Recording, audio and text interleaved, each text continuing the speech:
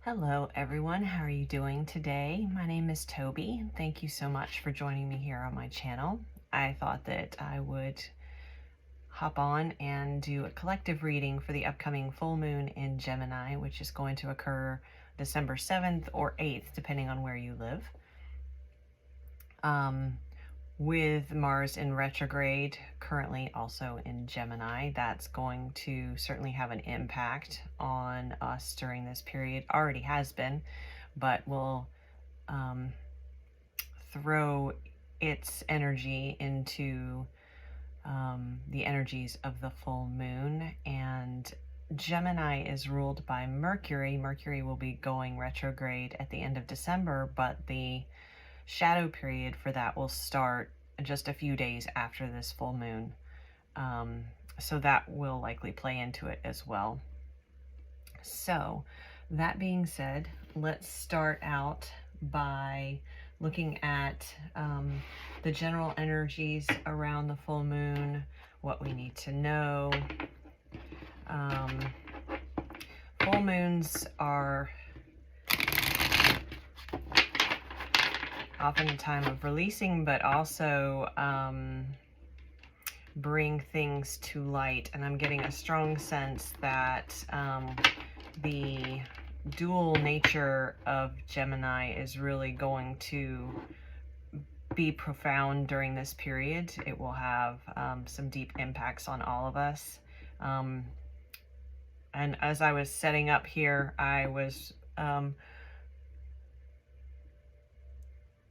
called to use the dark and light stones, and so I'm also feeling strongly the yin and yang energies that do come with the sign of Gemini, so our light and shadow. I'm using the Life Soul Vision Oracle deck by Romy Wyser to start off. This is a beautiful deck.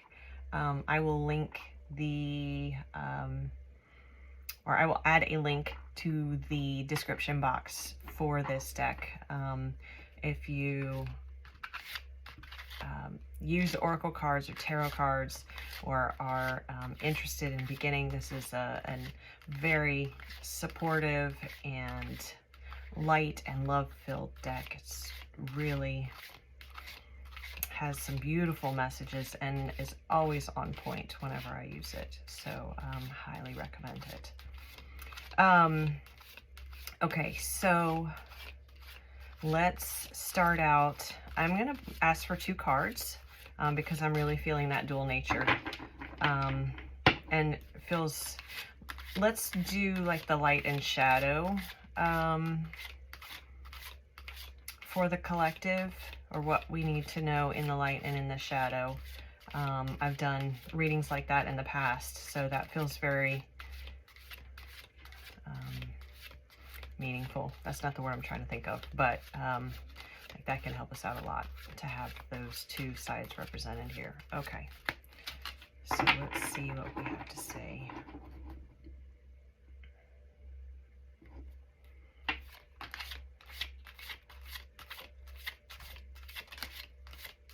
Okay, for the light.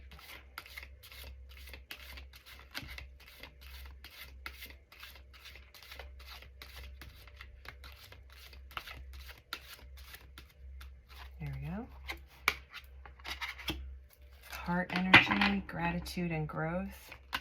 Beautiful energy for the shadow.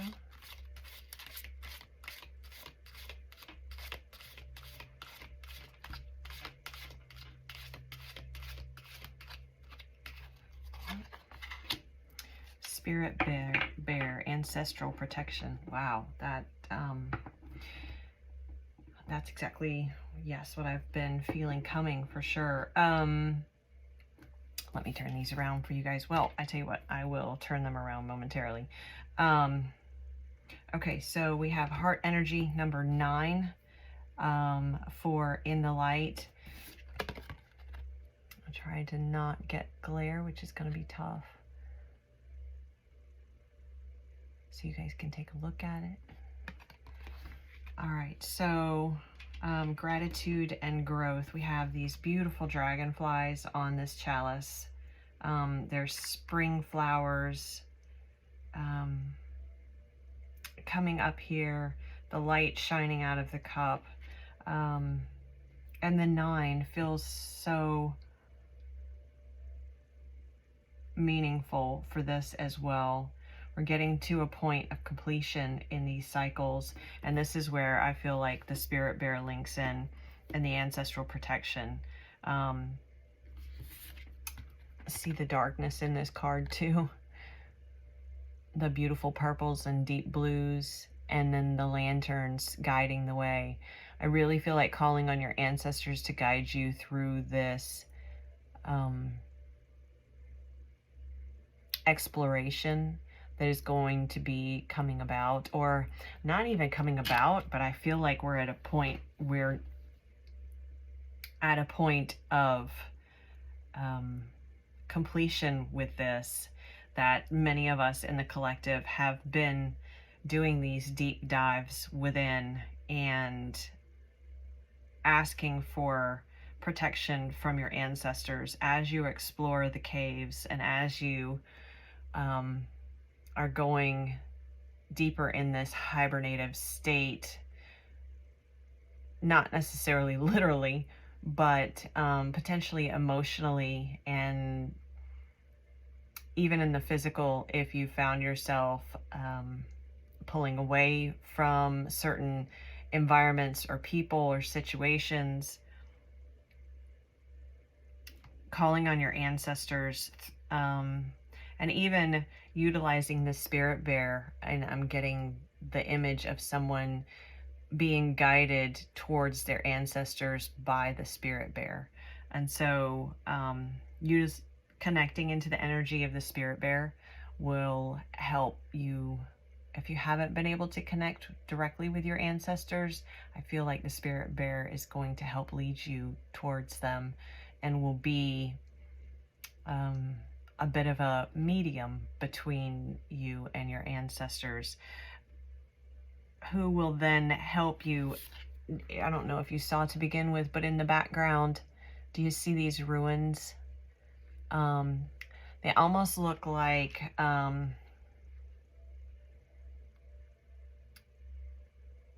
the imagery I'm getting, and maybe I'm not seeing this correctly because I have to admit I don't have my glasses on, but that's really not the most important thing. The most important thing is I'm having the imagery of ruins, like from the Anasazi in the western part of the United States.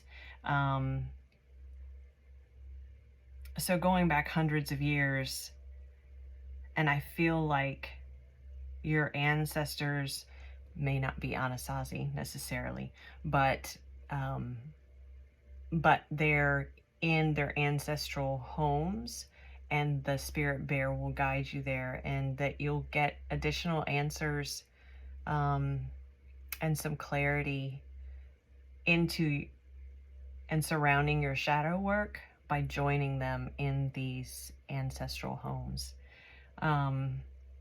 They're the lanterns that are lighting your way in the darkness.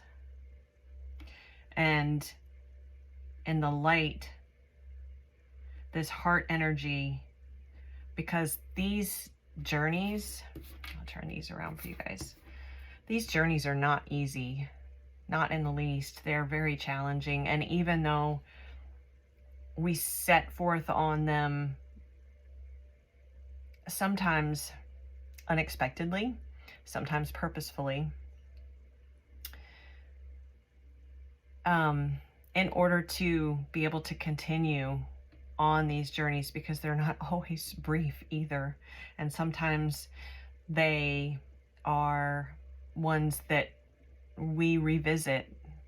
It takes the spiral form where we are at a level and we complete that level, and then there's a rest period, and then we dig a little bit deeper, and then there's another rest period, and we dig a little bit deeper. And this is a lifetime journey.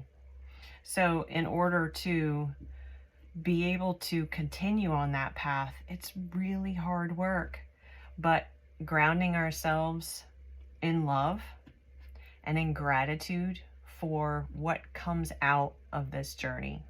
is going to be critical in order to help you continue, because it takes resilience, and it takes determination, and it takes surrender and vulnerability, and none of those are always very easy or ever very easy. So maintaining this gratitude, and your ancestors are again, and spirit is reflected in the dragonflies. So looking to nature for signs, for supportive energies is going to be really important in this journey, because what comes out of this is your heart energy opening up again and being able to come to a point where you can offer your cup to another, or to even being able to share the cups, and the water energy represent emotions and love in particular. So going on this journey is going to allow you to really be able to share yourself and be open and vulnerable in your feelings with other people. Really beautiful energies coming in for us with this full moon. Okay, so let's do a little bit of tarot. Since we're on an animal theme here, we're going to do the Spirit Song Tarot. And I'm going to have to look at the box because I do not remember who created this deck. I apologize, guys, for the delay. Paulina Cassidy is the creator of this deck. Really beautiful, soft, but very meaningful imagery on these cards as well. Okay.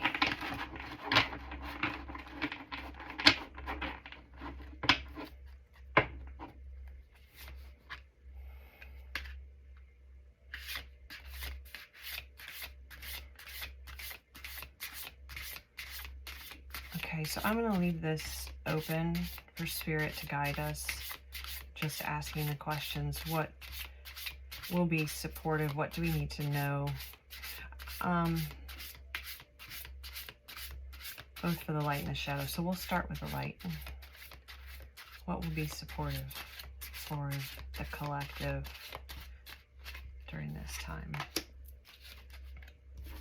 Night Out crystals.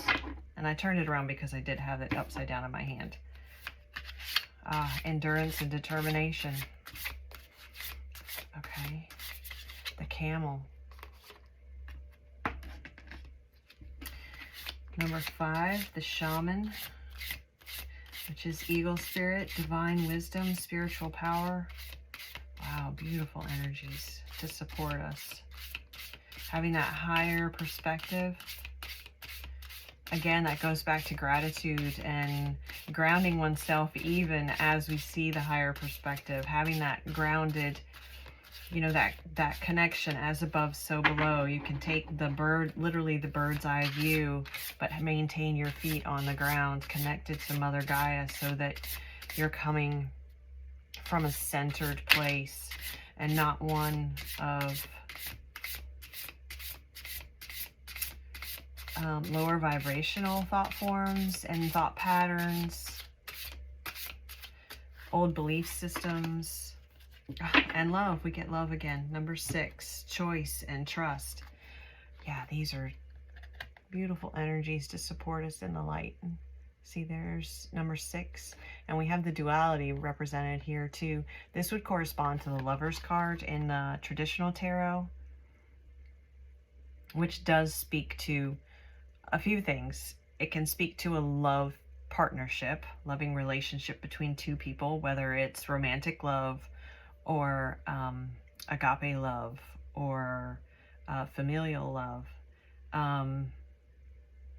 It can also speak to a choice, and definitely to trust and or doubt as well. Because as we are in any loving relationship, sometimes we have the tendency to doubt can creep in as to does this other person want me or want to be around me because they need something from me, or because they love me for who I am. So, and that's not me, but speaking for the collective. So we have love, but I feel like with this is the choice to come, and it does speak to doubt, but this is a more, I feel like this is speaking to the choice of facing and exploring this path from the heart space, from a place of love, from the energy of trust, and understanding the reason why you're on this path. And then you have the Knight of Crystals with the camel coming in. And that speaks to the resiliency and endurance that we talked about, and determination. This would be comparable to the Knight of Wands.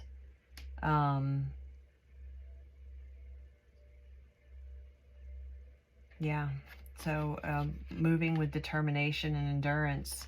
And then we have the Shaman, number 5, divine wisdom and spiritual power. And again, having that higher perspective to be able to see the reason why you're traveling this path. Trusting in the divine wisdom, and the divine timing in it, that you are guided along this path. Your ancestors are guiding you. Spirit is guiding you through the bear. The divine is guiding you.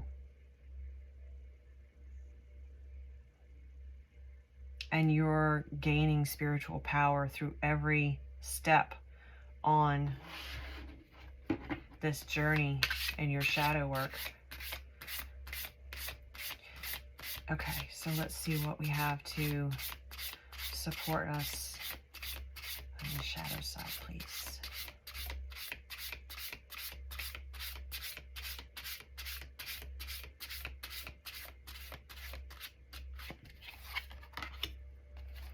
Ten of Acorns, responsibility and dedication. It's very grounded. That would be comparable to the Ten of Pentacles.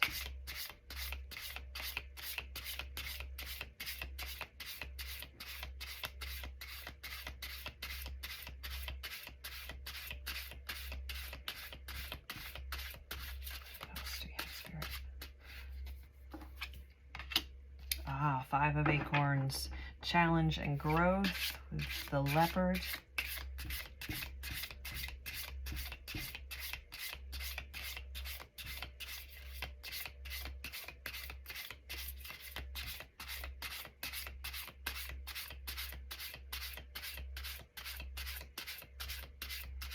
And one more, please.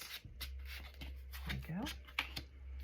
The Empress, beauty and abundance. Okay, so with the Empress is number 3.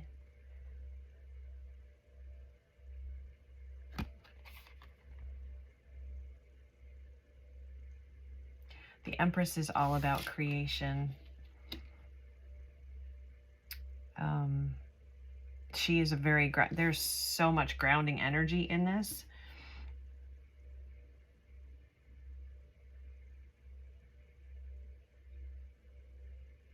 Actually, you know what?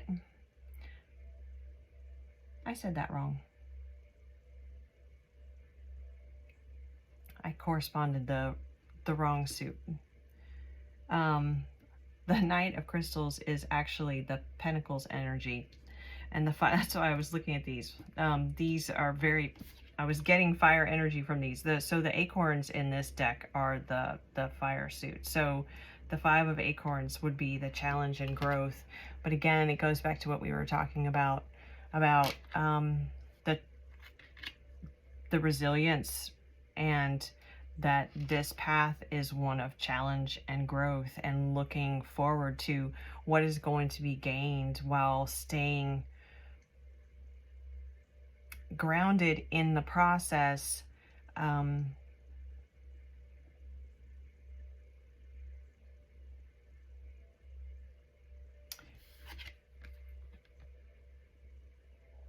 And being dedicated to yourself, moving forward with that responsibility, because this is the path that Spirit is asking you to travel.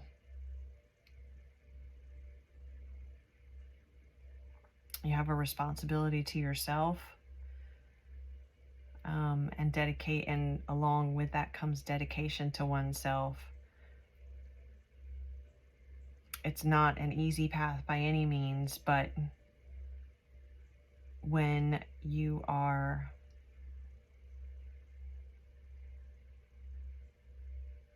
inspired and motivated and dedicated to yourself to grow and expand, not only are you facing these challenges and you're healing yourself, but the responsibility also is that this spreads out to everyone around you. Every time one of us of the collective does this deep shadow work and heals generational and ancestral wounds and karma and trauma, patterns, that assists the collective in healing. And I feel like that's where the Empress is representing here. She does represent abundance as well, but I really feel like the Empress is representing the collective and that aspect of